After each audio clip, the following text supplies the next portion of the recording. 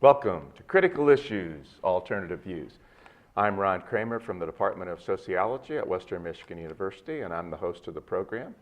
And my fellow Viewmeisters are off on assignment, as we say, for this trip, but we do have a very special guest in the studio with us today. Randy LaPrairie is a doctoral student in sociology at Western Michigan University. Has done his master's thesis with us in the department and is currently working on his PhD. And Randy is also an anti-war activist. He's been involved with Kalamazoo Nonviolent Opponents of War. And I think we actually helped you go to a conference in Washington, Beyond War Conference? Yeah, the World Beyond War Conference. World Beyond War Conference. And Randy is also interested in something called public sociology, and we'll get into what that's all about. So welcome, Randy, to Critical Issues. Glad to have you on the program. Thanks for having me. So in your work as a sociologist and as an activist, you concentrate on the issue of war. As I mentioned, you went to this Beyond War conference. You've worked with Kalamazoo Nonviolent Opponents of War, but also in your academic and scholarly work, you focused on the issue of war. Your master's thesis focused on the situation in Libya, and so you're concerned with those broader issues, and I know for your dissertation you want to kind of focus on some of these issues related to war and militarism. So how is it that you became interested in this topic of war? What brought you to this as both a scholar and an activist? Well, I think it started after I graduated from college, my undergrad. I was thinking about things. I was very concerned about climate change. I was very concerned about the fact that nobody seemed to care about that. Nobody seemed, at least where I live, and people that I knew, nobody seemed to care about these things. And I was very bothered by this, and I wondered why. You know, it seemed to me like a lot of people, most people, Americans are, they're just happy to kind of consume and to watch sports and or whatever, and not think about things too much, and not care about two things. And I thought this was very disturbing, and I was wondering why. So I started doing just kind of, internet research about advertising and trying to figure out, well, maybe this is why people are so apathetic. And so when I was doing that, I started coming across people like Naomi Klein, who has written about this, and then of course Noam Chomsky. Yeah. And there was a documentary about Noam Chomsky in the early 1990s called Manufacturing Consent, which comes from the title of a book that he co-authored. And I had watched this documentary and I was just blown away. I mean, it was old, but the things that he was saying, I was thinking, wow, these are things that I've always been thinking about, but have never heard anybody say these things or anybody try to conceptualize or talk about these things. And so, excuse me, what he had talked about at that time a lot, of course, was the mass media. And he talked a lot about education as well in this documentary. The people who followed him around, they were watching my various talks at places he was going around the country. And so he talked a lot about these two institutions, and he talked about how the mass media basically it serves a propaganda function for the elite, for the rich and the powerful people who run society.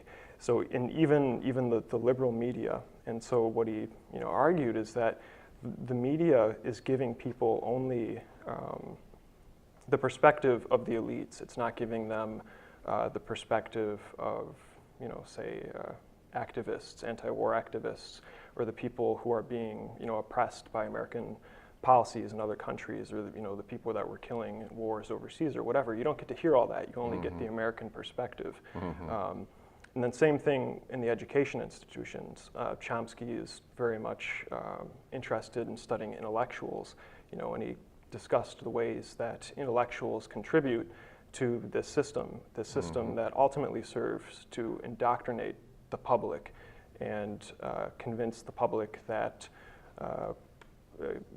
having wars all the time is a good thing, and invading other countries is good and just, and we are right to do this. And I was just utterly fascinated. And so, of course, what Chomsky focuses on with respect to the media is, has been American foreign policy. So I became really interested in that. And I really became interested in the kind of, critical historiography of our wars, and looking at history and trying to figure out, what really happened versus what we're told about our wars. And I just think this is utterly fascinating. Yeah. Should point out Chomsky came to prominence in the 1960s because of an article that he wrote about the responsibility of intellectuals. Yes. And the responsibility of intellectuals was to speak out against immoral, illegal wars like the one that was then raging in Vietnam. And that's a very famous article, and Chomsky, Chomsky is really a renowned linguist, very well known in that field, made some of the most amazing discoveries there. But in those 60s, when he began speaking out, all of a sudden he became a commentator on political events. And so, he's established a whole nother reputation in terms of studying those kinds of things. And so he wrote this book with the late Edward Herman called The Manufacture of Consent. Manufacturing Consent. Manufacturing Consent, focusing on the media. And it seems to me that in that book, they talked about a number of different filters, right? In looking at how the media covers events like wars and other significant political events. So what's the propaganda model all about? Well, the propaganda model, like I kind of said before, the general prediction of it, so they conceptualized this and turned it into a kind of, a scientific model that they could use to analyze media performance.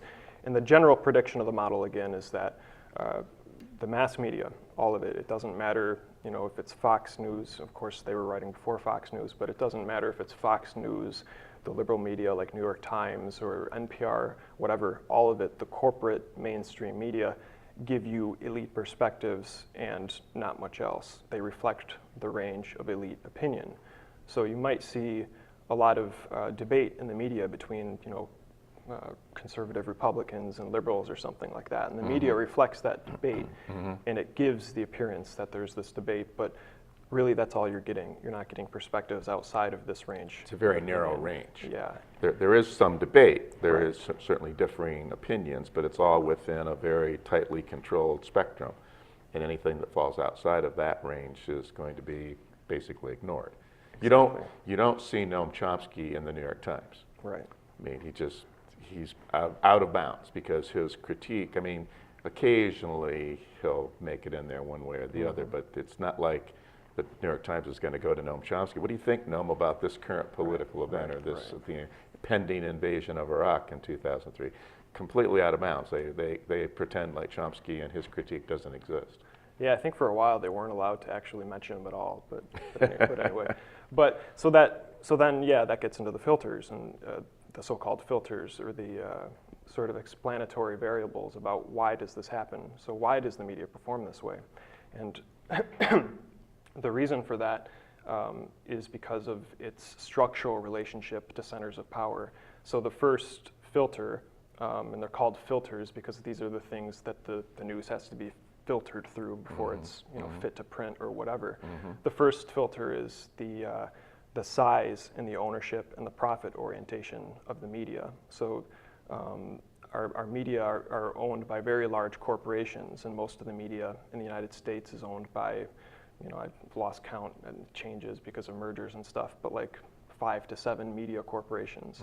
So it's very concentrated media, controlled at the top, and then the media at the bottom kind of follow the agenda-setting media like this. And that concentration has been growing over time. Yeah. I mean, if we'd have gone back 30 years, we would have seen concentration, but not quite as much. And since that time, the concentration has increased tremendously. Yeah. And so then there's the profit orientation of the media. That's really important. So the media themselves are corporations, and they have to make profits. And this has a number of effects that are related to the other filters. So the second filter is the fact that the media has to rely on advertising subsidies in order to make profits. So the media doesn't get profits from subscriptions. It gets profits mostly from advertising licenses. So then advertisers can sell things, and that's where most of the media's revenue comes from, and they depend on that. And this is important because then what this means is that the media can't report things that are offensive to their corporate advertisers, because then the advertisers can threaten to pull advertising subsidies. So this is a way that the media is kind of conditioned to toe a certain ideological line. Then the third filter is the fact that the media depend on the government as official sources of information. And so, local government, federal government, whatever, and journalists, because of this dependence that they have to be careful that they don't offend their sources of information in the government, because if you get too critical, then you'll lose, your access. Yeah, your access to, some senator or something like that. So you have to be careful about what you're saying. You can't be too critical of, say, American foreign policy or something like this, because then you can, lose, again, your access. Or, it gets, to take really extreme examples, Trump has, threatened what CNN and, other media outlets because they've been critical of him, and he's threatened to, just block them from conferences and so on. So this is a very extreme example. Fake news, to label them as fake news and belittle or deride them, but also just to completely restrict access as well. Yeah, but then that gets into the fourth filter, which is called flack. So flack is when, for example, say take Trump again, the media criticizes him, and he doesn't like it. He just says, well, they're fake news, they're not legitimate or whatever, they're, the New York Times, they're failing or something like this. And so it kind of creates somewhat of an incentive for the media, again, to avoid being critical. I think in the case of Trump, it's not very effective because there's a lot of, elite pushback against Trump. So the media can afford to be critical of him. But in any case, this is an operative variable, flack. And then finally... And to some extent, just to interrupt you there, to some extent, Trump is kind of a wild card here, because Trump is such a... I know I'm searching for the right words to characterize him, but because Trump himself was a bit of a wild card, a bit of a non-conforming actor in some ways among those elite circles, and because his behavior has been so outrageous, and he has violated the social norms of the presidency that have traditionally held so egregiously, that I think Trump has just kind of thrown everything out of kilter. I mean, so if we even just set Trump aside for a moment, because I think that just sets up a whole different set of issues to look at. But if we just set Trump aside and go back and look at Obama and Bush and Clinton and look at previous presidencies and the way the media covers them, all of the things that Chomsky and Herman are talking about fit very, very well, fit the data very, very well in those eras. And then even if we exclude Trump because of the outrageousness of the Trump administration, though the analysis fits very well. And I think it continues to fit during Trump, but Trump has just upset things so much. But I think your point that part of the problem, or part of Trump's problem, is that he has done things to anger and alienate some of those elites who see him as a threat to many of their vested economic and political interests in the way that he's acting. So that has freed the media and even comedians, late night comedians, to be more critical of Trump than they would have ever probably been of other administrations. So So and then finally, of course, there's the last filter. The last filter is? We'll call it convergence in the dominant ideology. So Herman and Chomsky used to refer to this as anti-communism because that's when they were writing in the late 80s. That was still the Cold War. So that was kind of the dominant ideology. And of course, the Soviet Union collapsed, communism collapsed, so it's changed. But the idea remains that the media and journalists have to conform to elite ideologies, like in the past, anti-communism. And then today, we might say something like American exceptionalism, or like the war on terror. We're fighting terrorists, and another way to conceptualize this is there has to be like an evil enemy. That is always a kind of characteristic of American political ideology. It's always us, and there's some evil enemy out there in the world that we have to protect. Some threat. Some threat. In this case, in the war on terror, like the terrorists. That and if you're not on board with that, then you're going to get criticized. So the media have to be on board with these ideologies, or else again there are consequences. And so this is what you see. The mainstream media do not stray from these ideas of American exceptionalism, that what we do in other countries is good and just and righteous, and that we have wars to defend freedom and democracy and so on. This is virtually never questioned in the mass media. Now, we've had some discussion of the media on the program in the past, and we had Len Bartley on the program who studied the media. And one of the things that we talked about was this notion of switching from a more typographic society in the past to a more of a screen society. So, the book Amusing Ourselves to Death, I don't know if you're familiar with that book at all, but in that book the author talks about this transition, and this was in the early 80s when he was really pointing this out, that as we moved away from the printed word to television coverage, and then of course now with social media, that it really affects the ability of even the media under the conditions you've described to provide historical context or to get into any depth analysis. And so now everything has to be scrunched to fit into television. So, if you're interviewed on television, you've got to come up with a soundbite, right? And an in-depth report is a 2-minute report on the news, right? As opposed to in the past where a print journalist, of course print journalists still exist, but the switch over in terms of how people get most of their news now from television and social media, as opposed to even in-depth newspaper reporting or magazine reporting, which in the distant past was the main way people got. So is there any sense of how that fits into the propaganda model? I mean, or do the same filters still sort of hold when we talk about that kind of a technological transition and how people consume news? Well, I think the filters still hold, and this is what the research shows, this is what my thesis showed.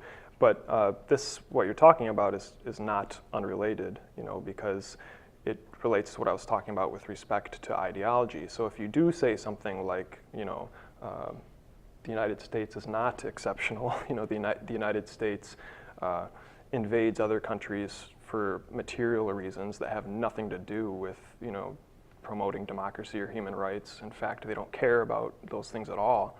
The government doesn't care about those things at all. If you say something like this, you have to explain yourself.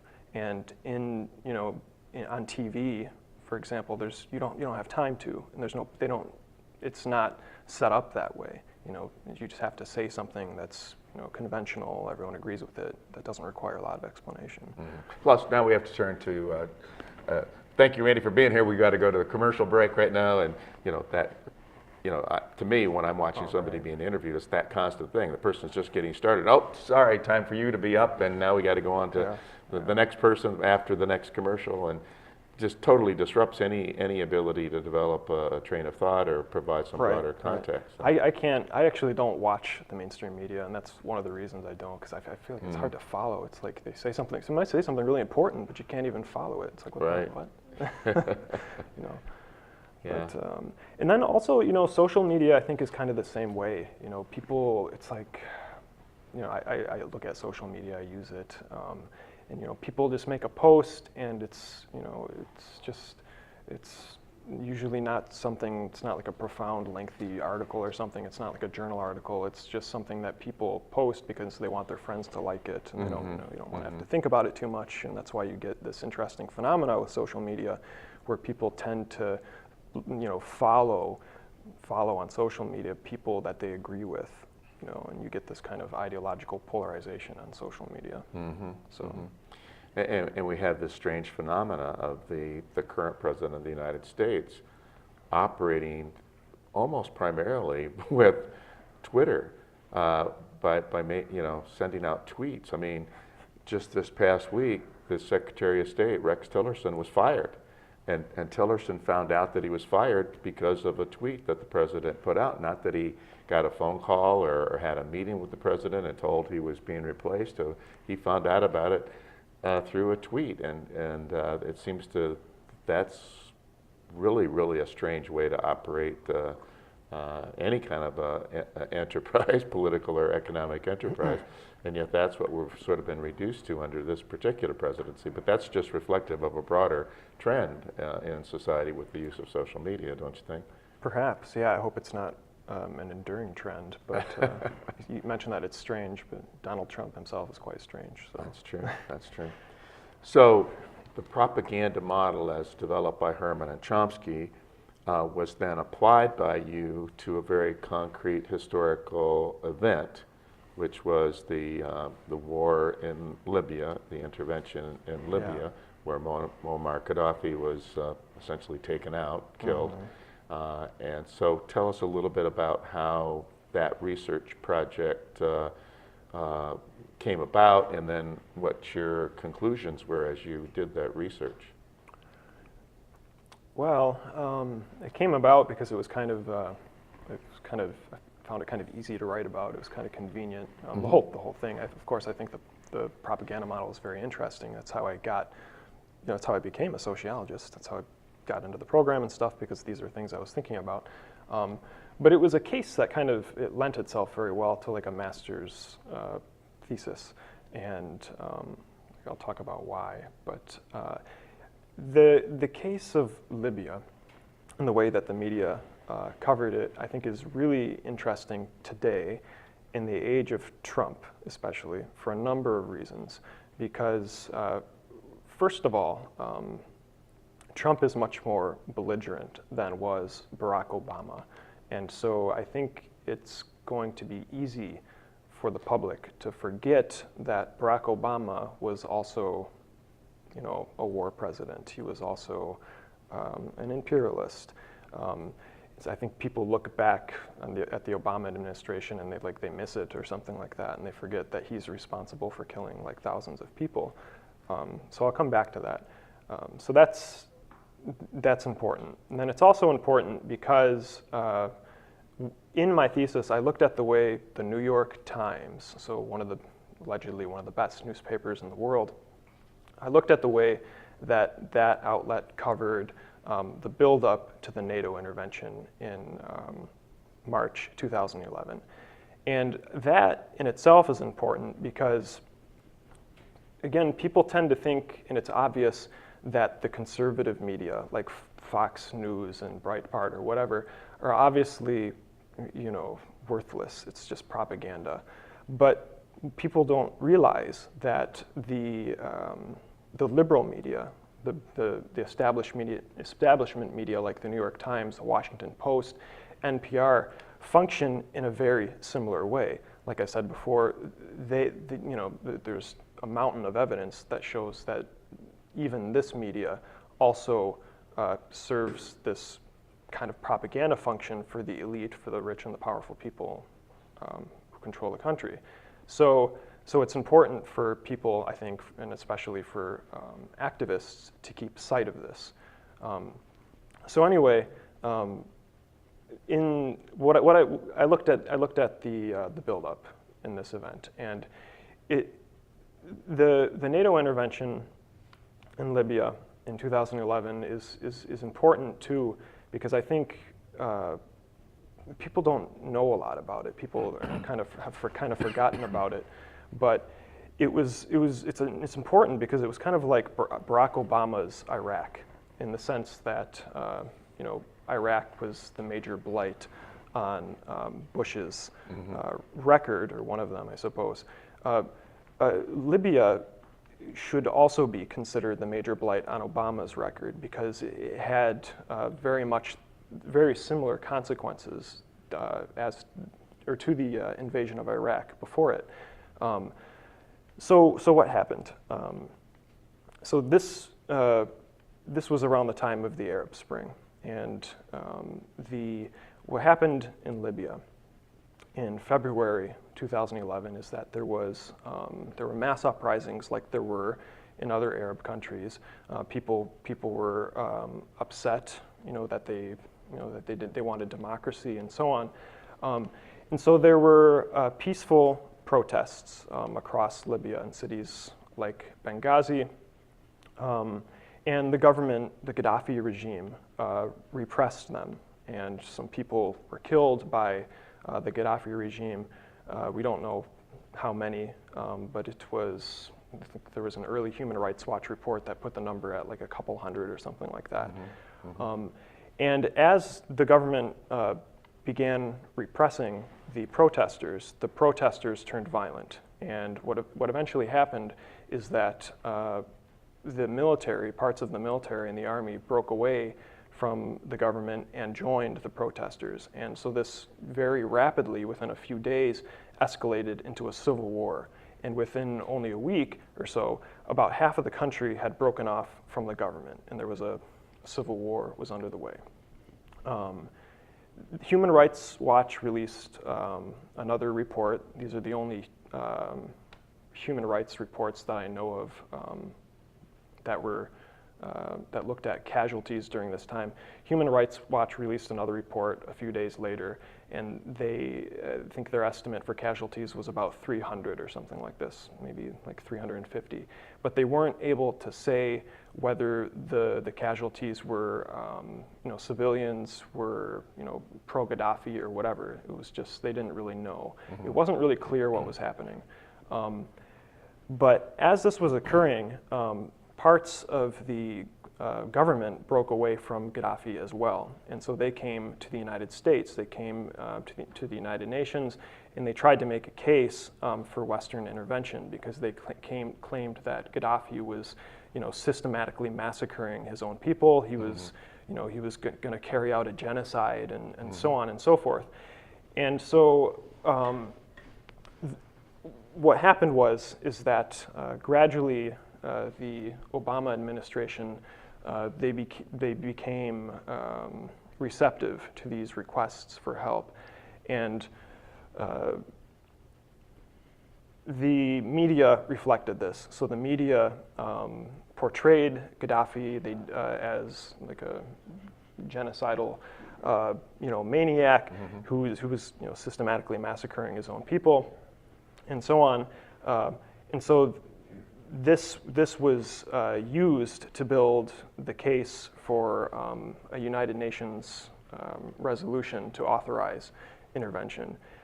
And it just simply was not really what was happening. Like I said, there was a civil war that was occurring, but the civil war context was downplayed, and it was just made to look like Gaddafi was repressing his own people, and the peaceful protesters and the violent rebellion, they were conflated in the New York Times. You couldn't really, it was hard to tell the difference in the reporting.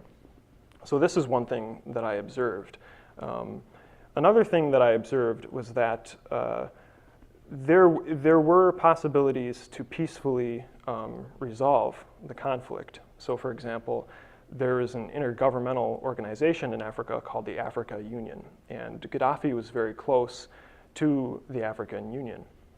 And the African Union had assurances from both the rebels and from Gaddafi that they would try to negotiate a peaceful solution.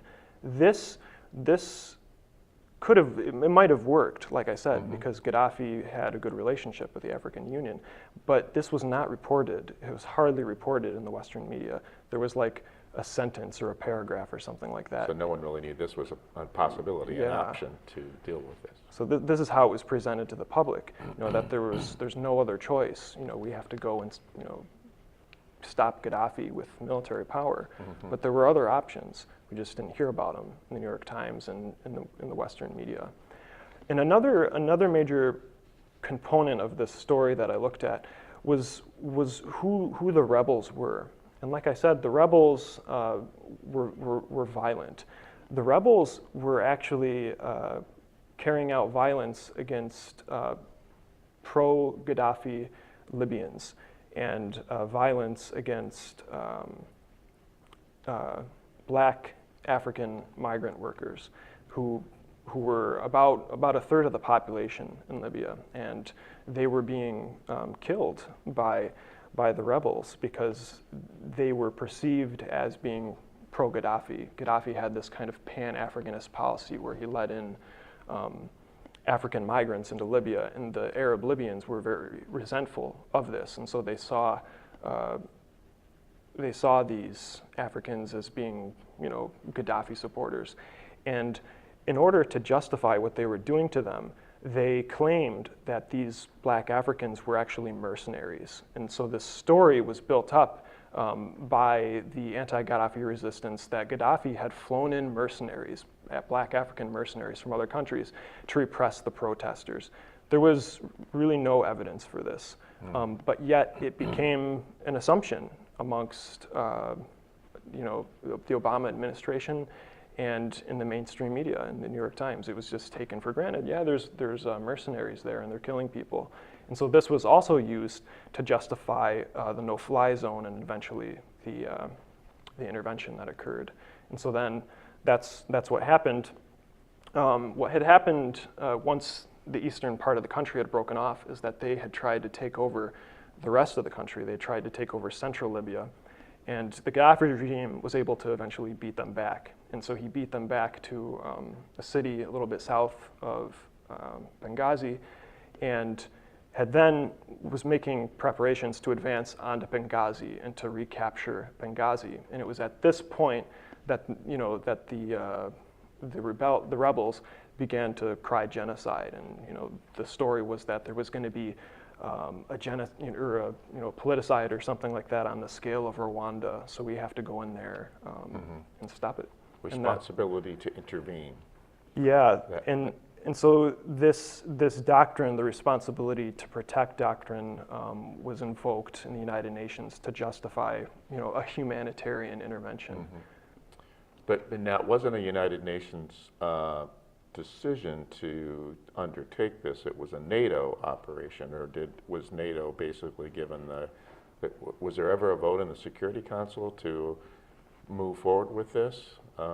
Yeah, there was. It was a United Nations Resolution 1973 that authorized the intervention, and that's what led to it on March 19th. And once that authorization, then anyone who has the capability, the military capability, can use any means necessary to respond to the threat to world peace and security.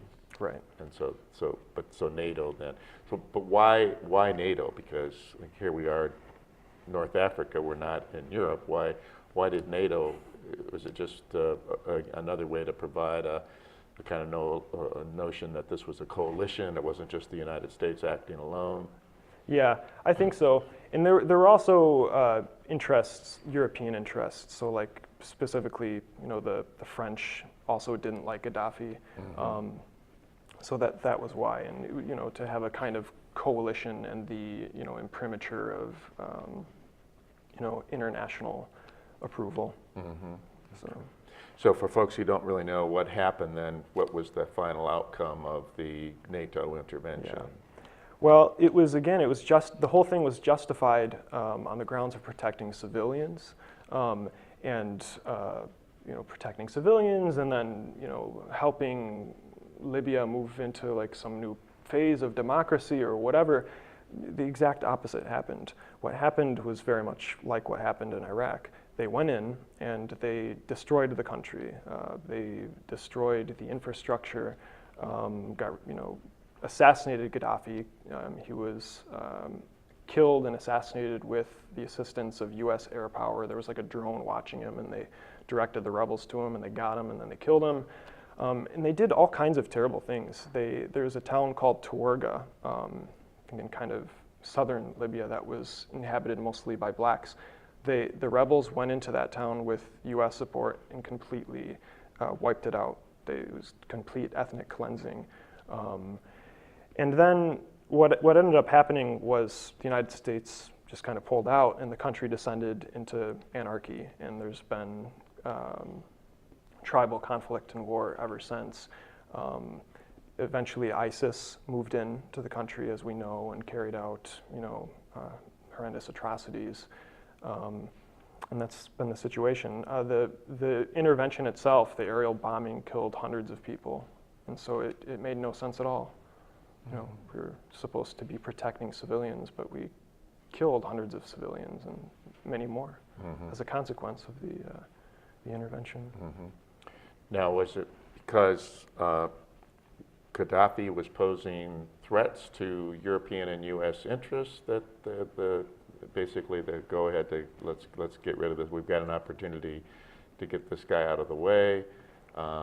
What were some of the other sort of geopolitical or economic factors that were involved in the decision to let Gaddafi go, to take him out? Yeah. Whenever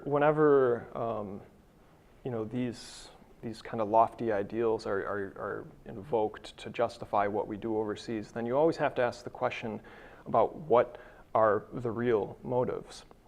And so the best way to figure this out, of course, if you're a historian, is you want to have access to planning documents, which are not always available to us. Sometimes they're leaked, as in the case of like the Pentagon Papers, for example. That gave us insight into what the Kennedy administration was thinking. But we don't always have those. But we can we can make inferences. So in the case of the intervention in Libya, what was happening was that Gaddafi was always kind of, there's a long history of conflict between Gaddafi and the United States going back to the 70s and the 80s with Ronald Reagan bombing the country and so on. And then he kind of cooled relations with the United States under the Bush administration because he was cooperating in the war on terror, and he got rid of his, he was getting rid of his weapons of mass destruction, and so on. But there were still segments of the U.S. elite who saw him as a threat. And so one of the justifications for AFRICOM, the U.S. military presence on the African continent, a number of justifications were given in a policy planning paper that was presented to Congress in the early 2000s. And this paper was presented by a few congresspersons, some people in the military, and then some oil companies. And it was called something like protecting American interests in Africa, or like protecting American oil in Africa, or something like this.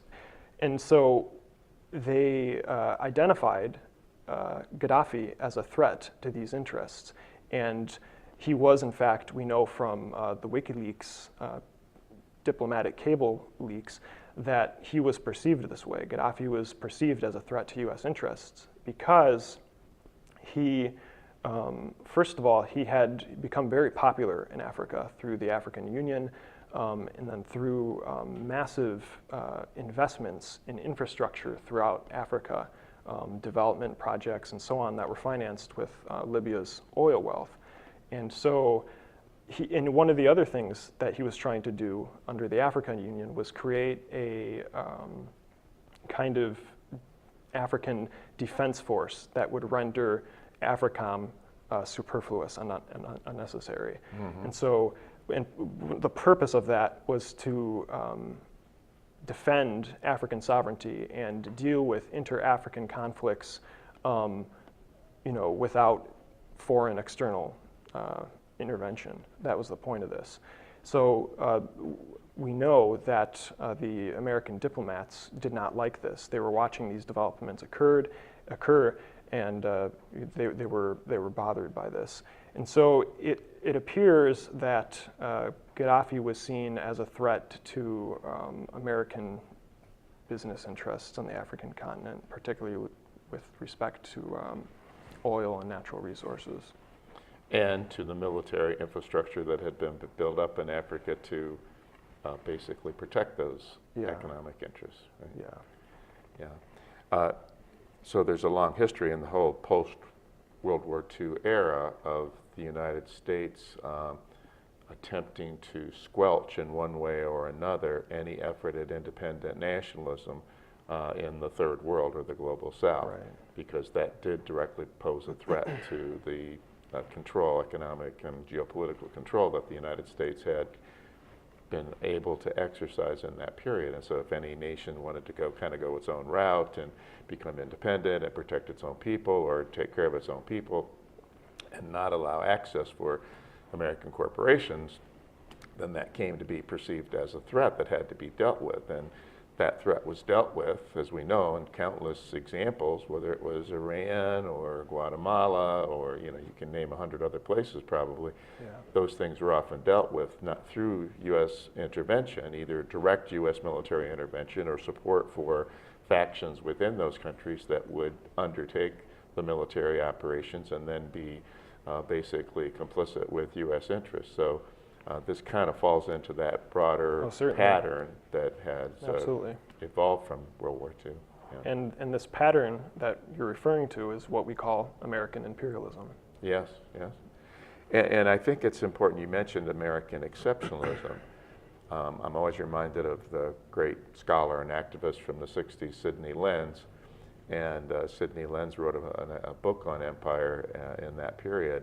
And he pointed out that empires always cover themselves in the myth of morality. And to some extent, that's what's happening here. I mean, American exceptionalism more broadly is sort of that myth of morality, that we only intervene on the side of those who are being hurt. We are the good guys. We only we're a reluctant superpower. We only intervene when it's absolutely necessary for us to intervene or we're asked to intervene. And when we do intervene, we only do so for the best purposes in accordance with the great ideals of America. And that sounds great. And of course, we can also, I think, cite some examples from World War II where some U.S. military interventions presumably did advance democracy and freedom. But for the most part, when we have intervened in the post-World War II era, and even before then, it hasn't been to advance democracy and freedom, but to, again, support these geopolitical and economic interests. Well, the first thing we did after World War II was to install fascism back in Europe, in Greece. Yes, yes. And then very quickly we squelched the independent nationalism in Guatemala, and we overthrew the democratically elected government in Iran. And again, most people tend to kind of forget these things and then advance ahead to the story about what happens after the intervention, and again, to buy into the reasons that are offered, the kind of the myth of morality that gets constructed. And again, the point is that the government can do this, can construct these myths of morality because they have the full support of the U.S. media, the leading newspapers like the New York Times and the Washington Post. This becomes part of the broader propaganda model then, right? Of course, yeah. The media write the first version of what becomes official history, which then becomes, enshrined in, our history books that we then, teach our kids in school and so on. Yeah. Now, some people listening would say, I've never heard this stuff. What are you guys talking about? Again, I think that the propaganda model is so successful. The media coverage of what the government does is so successful in convincing Americans about the pure motives, reluctant superpower, the myth of morality, that it's very difficult for some people to even hear these things or to accept these things because it just doesn't fit in with what they have been told or taught in the media or in their educational institutions. So to some extent, this kind of a critique is very upsetting to some people to come to the realization that their government could act in these ways. Yeah, absolutely. And I think it's important, it's extremely important to talk about these things, especially now, but I'll come back to that. But just to add to what you're saying, it's really interesting. So Gallup conducts a poll or a survey every year of American approval of various institutions. And this is really interesting because if you look at these recent surveys in 2017, for example, so they ask Americans every year about several institutions. They ask them about, Congress, the media, the police, big business, small business, and so on. One of the institutions they ask about is the military. And what's interesting is right now, American confidence in institutions is generally pretty low, except for one institution where it's quite high, and it's the military. Military. So about 70, I think it's like 72 or 73% of Americans have pretty high confidence in the military. And so I think this is quite remarkable in the political climate we're in now, where there's all kinds of social justice activism around all kind of issues. It's good and it's great, but there is this massive blind spot with respect to American militarism and with respect to American imperialism. For some reason, there is still this very high degree of support for the military, and and a failure of progressive activists to confront these issues and also connect them to domestic issues. It's very interesting. There was an article by William Astor, who's a former military officer. It was in TomDispatch.com, if you're familiar with that particular website. I always recommend that to folks. One of the best sites to get information is TomDispatch.com.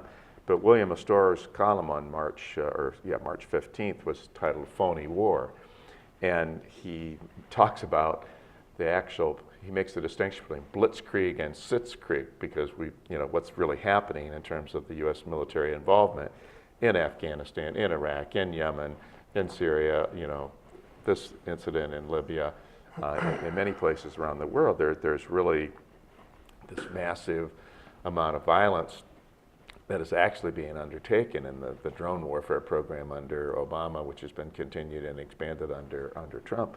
And yet, while this actual violence and war making is going on, people back home really have almost no conception of what's happening, and they're almost completely isolated from any news about it or information about it. That's the Sitzkrieg at home.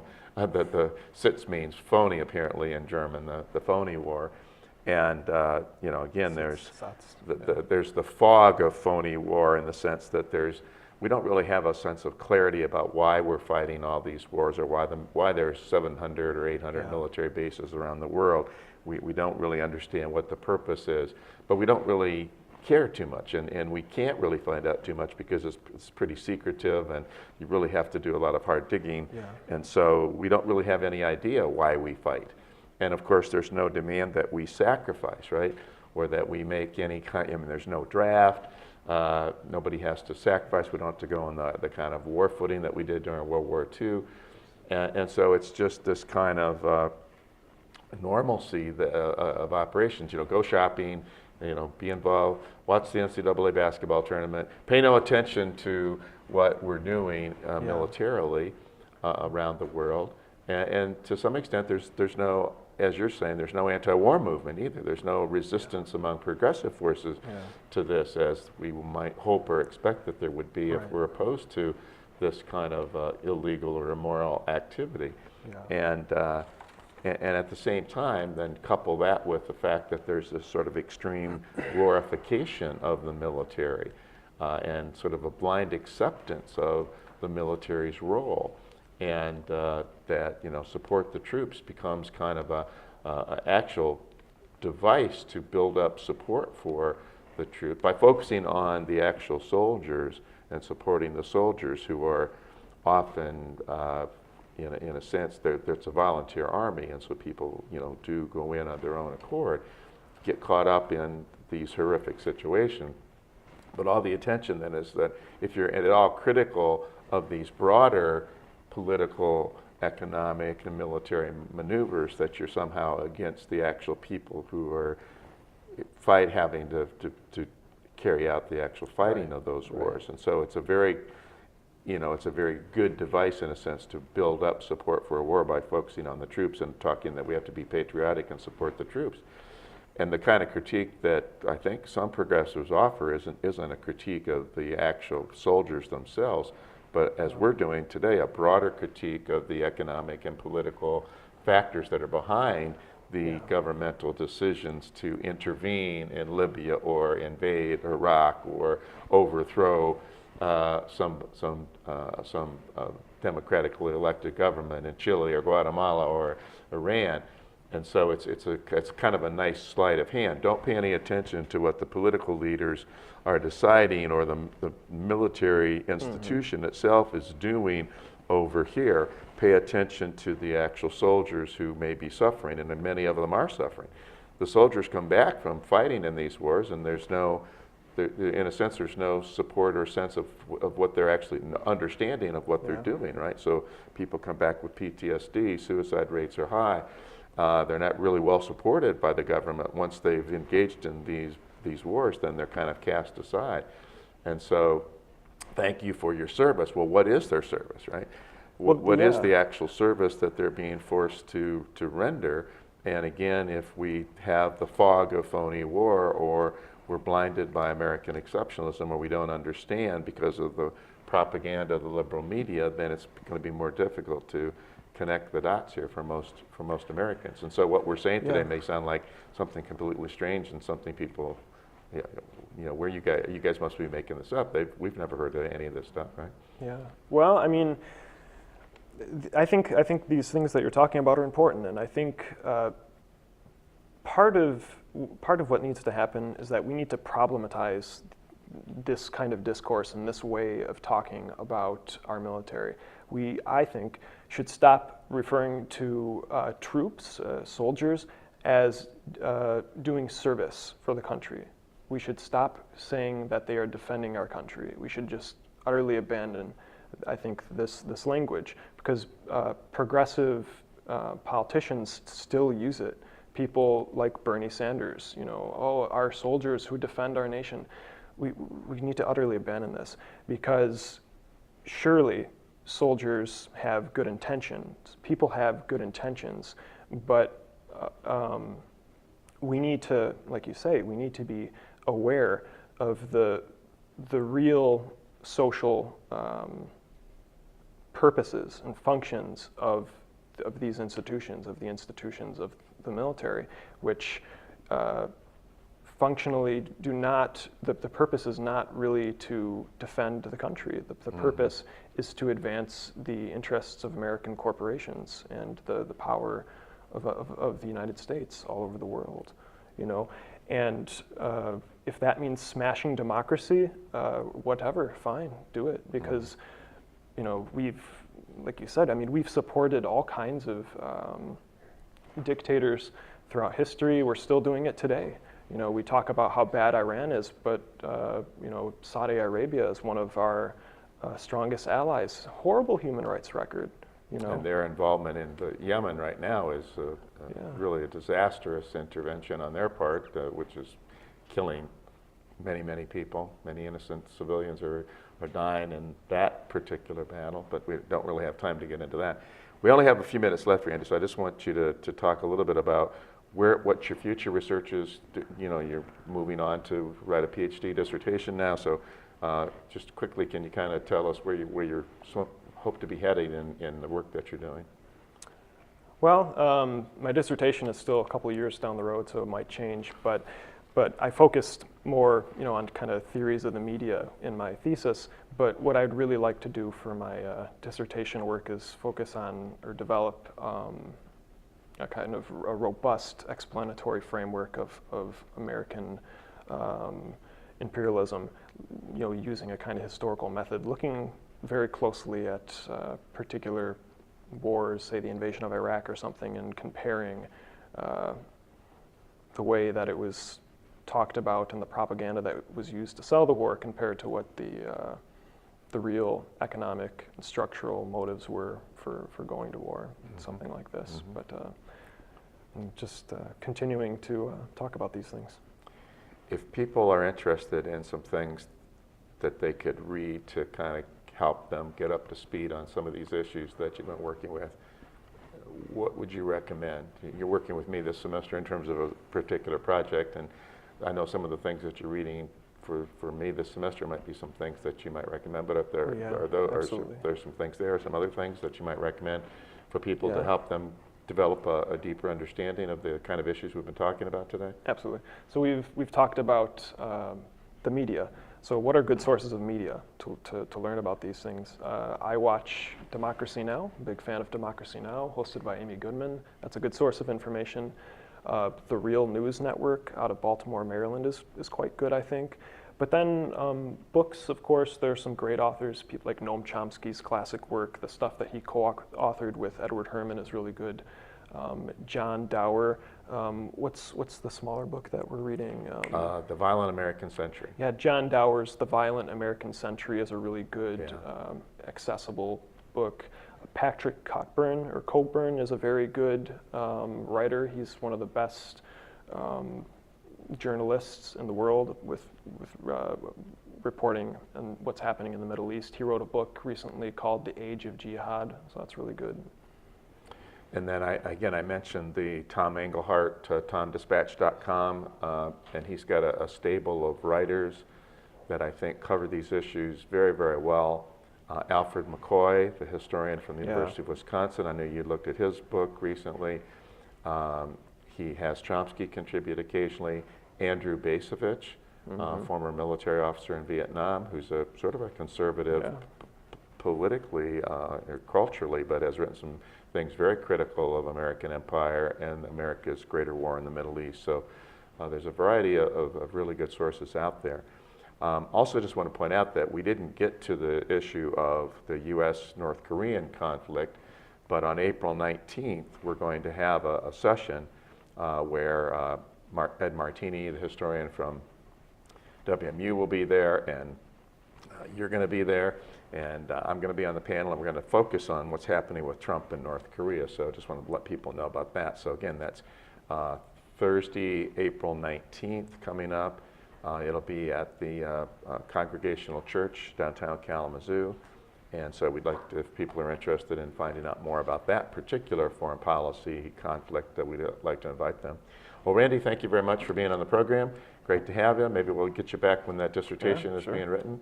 And we thank you for joining us again on Critical Issues, Alternative Views.